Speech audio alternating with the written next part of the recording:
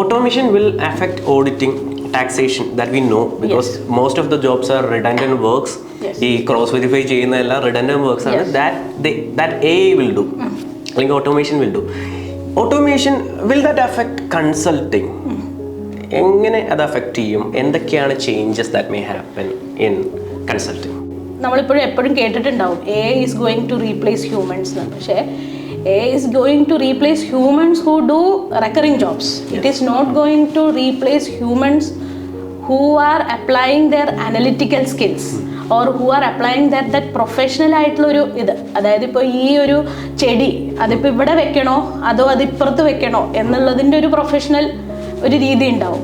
അപ്പോൾ അതെപ്പോഴും no AI can അല്ലെങ്കിൽ നോ റോബോട്ട് ക്യാൻ, ബിക്കോസ് ഒരു മനുഷ്യനെ അതിനു വേണ്ടി ഹയർ ചെയ്യുന്നേക്കാളും ഒരിക്കലും കോസ്റ്റ് ഇഫക്റ്റീവ് എന്നാണോ ഒരു റോബോട്ട്, അല്ലെങ്കിൽ അത് ചെയ്യാൻ അതും ഇത്രയും പെർമ്യൂട്ടേഷൻ കോമ്പിനേഷൻ അതിവിടെ വെച്ചാൽ എങ്ങനെ അത്രയും അനലിറ്റിക് വരാൻ സാധ്യതയില്ല. ചില കാര്യങ്ങൾ നമുക്ക് എപ്പോഴും ആ ഒരു ഈസ്തെറ്റിക് സെൻസും ഇതൊന്നും നമുക്കൊരു AI കൊണ്ടുവരാൻ പറ്റില്ല എന്നാണ് ഇപ്പോഴത്തെ പഠനങ്ങൾ പറയുന്നത്. അപ്പോൾ നമുക്ക് അത്രയും ആ ഒരു അനലിറ്റിക്കൽ സ്കിൽസ് എപ്പോഴും നമ്മളെപ്പോഴും ആ ഒരു, അതുപോലെ ആ ഒരു ഇമോഷണൽ കോഷ്യൻ്റ്, അതായത് എന്തൊക്കെ നമ്മൾ നിയമങ്ങൾ പറഞ്ഞാലും അയാൾ നമ്മുടെ ക്ലയൻ്റ് ഒരു ബുദ്ധിമുട്ടിലാവും, അല്ലെങ്കിൽ നമ്മുടെ എക്സ്ചക്കർ, നമ്മുടെ ഗവൺമെൻറ് അതിൽ നിന്നൊരു നഷ്ടം വരുമെങ്കിൽ ആ ഒരു എത്തിക്കൽ ആസ്പെക്റ്റിലേക്ക് നമ്മൾ പോവാതിരിക്കുക എന്നുള്ളത് നമ്മുടെ ഇമോഷണൽ കോഷ്യൻ്റ് ആണ്. അത് നമ്മൾ ഇമോഷണലി നമ്മളുടെ ഒരു വാല്യൂസിന് നമ്മൾ എത്ര കൊടുക്കുന്നു എന്നനുസരിച്ച് അതൊരിക്കലും ഒരു AI എനേബിൾഡ് സിസ്റ്റത്തിലേക്ക് ഇന്ന് വരെ നമ്മൾ കേട്ടിട്ടില്ല. അപ്പോൾ അങ്ങനെ ഉള്ളത് കൊണ്ട് ആ ഒരു സ്പേസ് എപ്പോഴും വേക്കൻ്റ് ആണ്.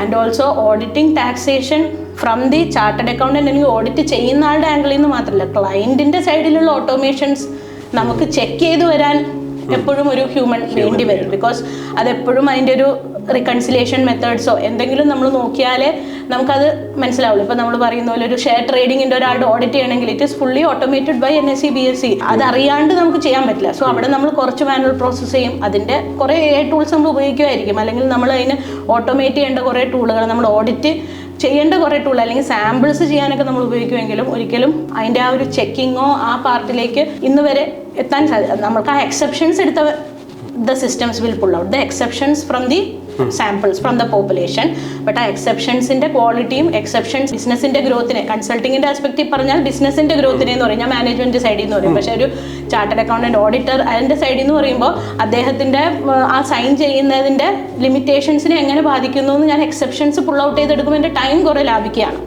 അപ്പോൾ ഞാൻ ശരിക്കും ഒരു ഓട്ടോമേഷൻ കൂടുതൽ അസൈൻമെൻറ്റ്സും നമ്മളിപ്പോൾ ചെയ്യുമ്പോൾ മാനുവലായിട്ടുള്ള പ്രോസസ്സുകളെ ഓപ്പറേറ്റിംഗ് സോഫ്റ്റ്വെയർ ഉപയോഗിച്ച് അതിനെ കൂടുതൽ ഓട്ടോമേറ്റ് ചെയ്യിപ്പിക്കാനാണ് ക്ലയൻസിനോട് പറയാറ്. സോ ദാറ്റ് ആളുകൾക്ക് കുറച്ചും കൂടി അവർ ചെയ്യുന്നതിനെക്കുറിച്ച് കൂടുതൽ അനലൈസ് ചെയ്ത് സ്വന്തം അവർക്ക് തന്നെ അനലൈസ് ചെയ്ത് ഇത് ഞാൻ ഇന്ന് ചെയ്തത് തെറ്റാണല്ലോ, അല്ലാതെ ദാൻ എല്ലാ ദിവസവും ഒരാളിരുന്ന് ഇങ്ങനെ എഴുതുന്നതും എഴുതിയ ഇൻഫർമേഷൻ അയാൾ കാണുന്നതും തമ്മിലുള്ളൊരു വ്യത്യാസം അവരിൽ സൃഷ്ടിക്കാൻ ശ്രമിക്കാറുണ്ട് കൺസൾട്ടിങ്ങിൽ.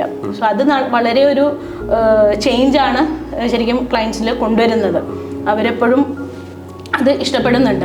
എപ്പോഴും അക്കൗണ്ടിങ് സോഫ്റ്റ്വെയർ മാത്രമാണ് ആൾക്കാർ ചിന്തിക്കുന്നത്. പക്ഷേ ഒരു ഓപ്പറേറ്റിംഗ് സോഫ്റ്റ്വെയർ വേണം എന്നുള്ളതിൻ്റെ ഒരു അവബോധം അവരിലേക്ക് അറിയാം. കാരണം ഗൂഗിളും എക്സലും ഷീറ്റ്സും വെച്ചിട്ട് ബിസിനസ് റൺ ചെയ്യാവുന്നതിൻ്റെ ഒരു ബുദ്ധിമുട്ടുകളും കൂടി ആൾക്കാർക്ക് മനസ്സിലായി തുടങ്ങിയിട്ടുണ്ട് ഇപ്പോൾ.